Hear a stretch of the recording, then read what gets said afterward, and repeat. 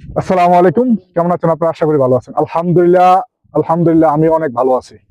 তো আল্লাহ পাকের কাছে লাখ কোটি শুকরিয়া যে আল্লাহ পাক আমাকে ভালো রাখছেন, আমাদের সকলকে ভালো রাখছেন। কারণ কি জানেন? মক্কা শহরে এখন প্রচুর পরিমাণ হাঙ্গামা চলতেছে। কেউ থাকতে পারবে না ওরকম একটা অবস্থা। তো আমরা ওই সময় টেনশনে ছিলাম যে আমরা কোথায় যাব, কোথায় যাব? আল্লাহ পাকের শুকরিয়া যে আমাদের এক আত্মীয় ছিল, কাজিন ছিল, ঠিক আছে? তায়েবে।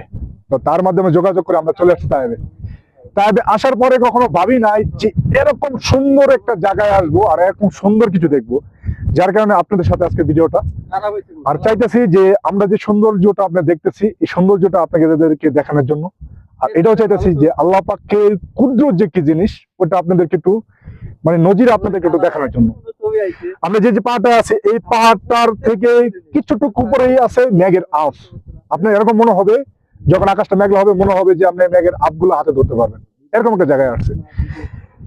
ঠিক আছে। আর আরেকটা কথা হলো এই মেঘের আপ আছে, সবকিছু আছে। আলহামদুলিল্লাহ পুরো শহরটা পাথরের। এই পাথরের শহরের মধ্যে সবচেয়ে সুন্দর যে জিনিসটা এটা হচ্ছে ফুল গাছ।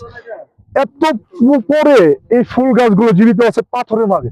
আপনার মানে কি বলবো, দেখলে একটু বুঝতে পারবেন। এটা তো কথা বাদ দিলাম, আর এটার সৌন্দর্য তো আলাদা, একদম আলাদা একটা সৌন্দর্য নিয়ে এই ফুল গাছটা দাঁড়িয়ে আছে। দেখেন পাশাপাশি কোনো গাছ গাছিলা যত বলেন সবগুলো দেখে সুন্দর আকর্ষণীয় একটা গাছ হলো এই গাছটা। অবশ্যই এই গাছটার নাম আমি জানি না, কারণ আমি কখনো এই গাছটা আমি দেখি নাই। তবে আমি নিচ্চোখে দেখবো এটা আমি কখনো ভাবি নাই। এই গাছের যে ফুলের যে সুগন্ধ এটাও মানে বলার মতো না, এত সুন্দর সুগন্ধ। আর এই গাছটা যে হয়েছে দেখেন একদম বিলকুল পাথরের উপরে, এটার মাঝে না কোনো পানি দেওয়া হয় না কোনো কিছু দেওয়া হয়।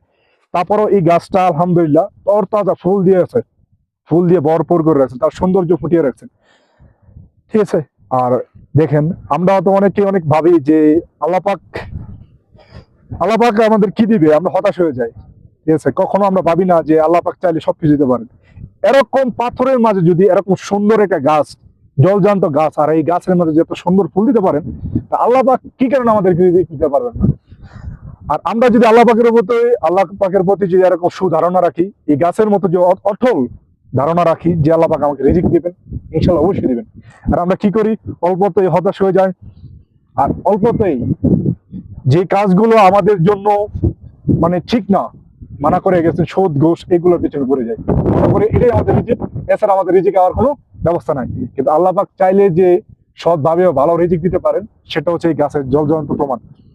আপনারা আসেন, একবার আসে শুধু তাদের এই সৌন্দর্যগুলো দেখে যান। দেখার পরে আপনার মনে হবে না কখনো যে